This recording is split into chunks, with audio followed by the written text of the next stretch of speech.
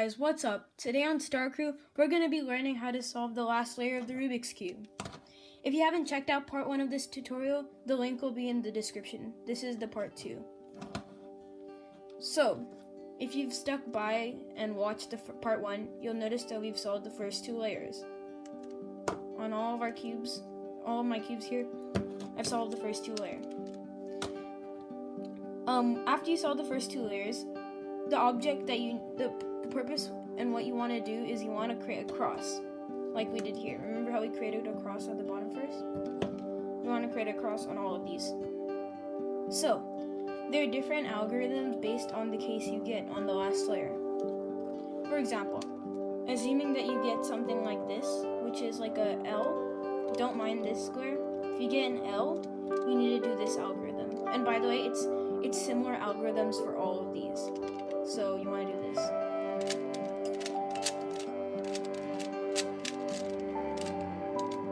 Like that. And you have a cross. Saw that? You want to do the next thing here for this one. By the way, this is called a line case, where it's just straight line. Don't mind these two. If you get a line case, you can put it in front of you like this, where it's aligned like that.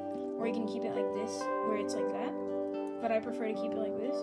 And you want to do the exact same, basically the exact same algorithm there, except you want to do this. Side, up, side, down, side. And you only have to do that rotation once, and it works. And you see you have a cross. Don't mind these two, but it's basically a cross. Lastly, you have this case, and it's called the dot case. In any orientation, you just want to do this algorithm. Side, up, side, down, side, side. And then you have, remember, we have the L case, and remember we have to keep it like this, and we do the exact same algorithm that we did to solve this.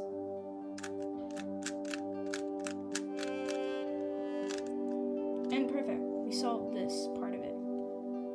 Now what we're going to do is we're going to try to solve the top completely, like we did on the bottom over here. We want to solve the top, and then later we're going to orient all of these edges.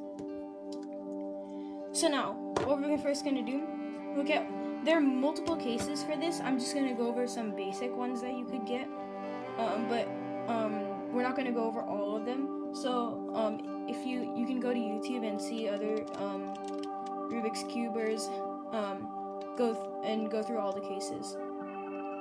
So let's say we have a case like this. We're going to orient the cube like this, where it's just a cross. You're going to orient the cube like this. And then you're gonna have this white in front of you, okay? And there's also a white here, and there's 2 headlights in the back. We call these headlights. So you want to orient the cube like this, and you want to do the simple algorithm.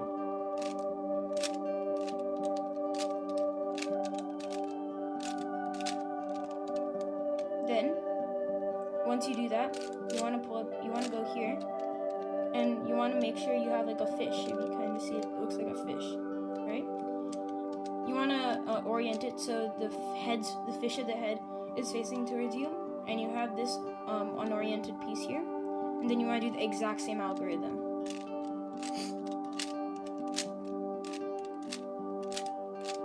Perfect. Now we have the top solved.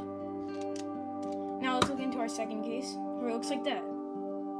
The first thing you want to do is hold it like this, where the back is facing you, and you want to do the exact same algorithm that we did here.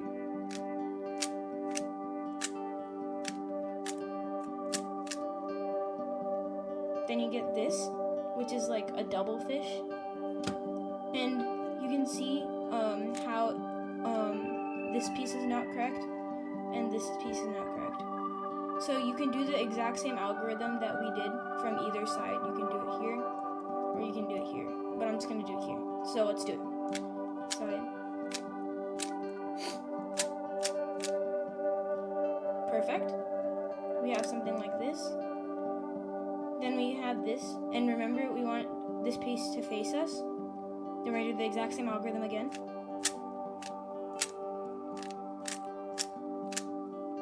You get the exact same case again.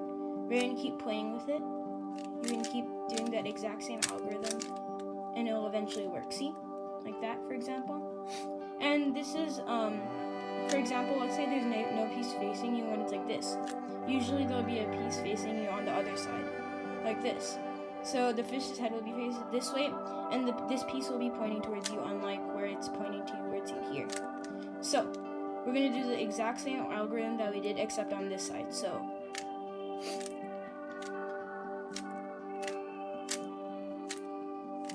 perfect, and we have the top solved.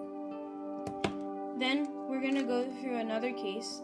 It's the exact same thing as this one, but let's just do it again for reinforcement.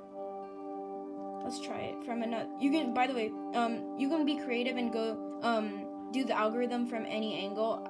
You can experiment with it. Go ahead. So I'm just going to do it from another angle. Let's try it.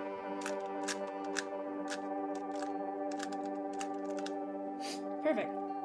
So as you can see here, we have the cross that we need, and then we need to orient the edges so it's on top. So what we're going to do is we're going to do the algorithm where this is facing you, and you're going to go up. We have the piece here, and if we notice, the yellow is facing us this way, and it's not facing us this way. So what we're going to do the exact same algorithm again, and it's solved. That's how easy it is, look. So now after we made the top layer, we're going to do what we call PLL, which is orienting the edges so we can solve the entire cube. Although there are multiple PLL cases, I believe 27 or 21 around that, I'm only going to go through the ones that I see here. So let's start with the most basic ones. This is the easiest one, and you might get this case, and there are two ways of solving it. You want to put this side that's already solved on the back, and you have, let's say you have this. If this middle piece needs to go here, see how it needs to go here, and it needs to go, this piece needs to go here, it's going counterclockwise. And let's say, assuming that this piece needed to go here and this piece needed to go here, it would be a clockwise. So what we're going to do is we're going to go, because this piece needs to go here and this piece needs to go here, what we're going to do is we're going to move it in the opposite direction of where it needs to go. Then we're going to move it back, do this algorithm. And there you have it, it's solved. But let me give you another case where, let's say it's in the opposite position. See how in this case it needs to go, oh, sorry, this is the exact same case, my bad.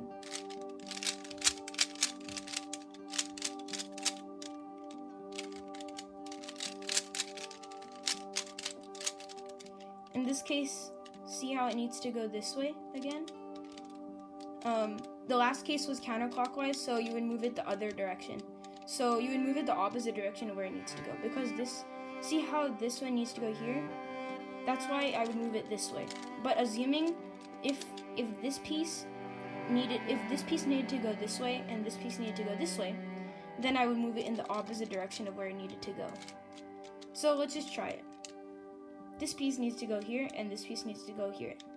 Therefore, I'm going to move it in the opposite direction of where it needs to go. So instead of moving it this way, I'll move it this way and perform the algorithm. So if you want to go the opposite direction, so the only thing that changes is when you go like that. You just go like that, and it orients it. See, in this case, it needs to go this way, right? This needs to go here, so move to the opposite direction. But you just switch it whenever, you just switch the orientation if you need to do clockwise or counterclockwise. Next, we're going to go into some PLL cases. This is called the A-perm. You don't need to learn this at all, but there are more tutorials on YouTube how to do it. All the PLL cases. You can watch those, but these are just some basic ones. This is called the A-perm. You can notice it's called an A-perm because if you can see that this side is solved only and you don't have anything on the other sides. So let's try it. This is how you do it. Let's say you're holding like this. You want to hold it like this, and then you want to perform this algorithm.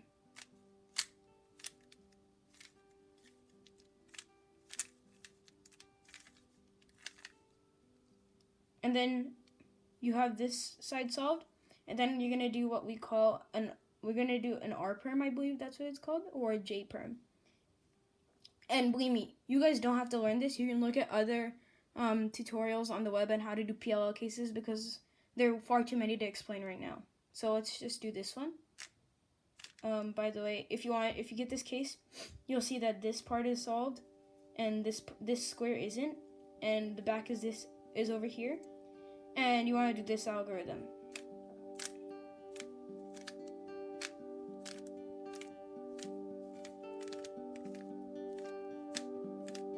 And this cube is solved. That's 2 cubes solved. Now we're gonna look at the exact at this case, and if you notice, it's the exact same case that we got last time, except see how this is not solved yet. So what we can do is do the same thing that we did here. Let's do the algorithm again.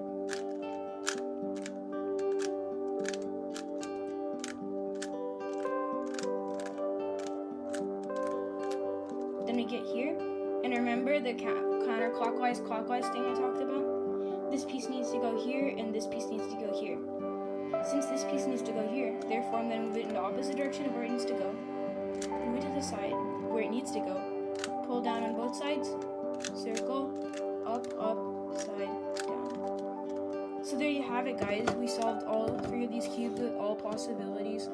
I'm sorry I wasn't so detailed on the PLL part of it, which is the last orientation of the center pieces and corner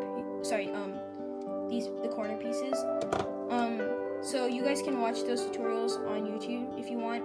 We can do a PLL tutorial. But so far, I hope you enjoyed learning how to solve the Rubik's Cube, and I hope you can do it too. Keep practicing, and I assure you that you'll be able to solve it quicker every single time. By the way, this is just the beginner's method, and there are far better methods than this. So after you learn I believe you should learn the beginner's method first, then you can start learning a little more advanced methods. So after you master this, you can learn faster methods, and you can reduce your time. Okay, I hope you enjoyed learning how to solve Rubik's Cube.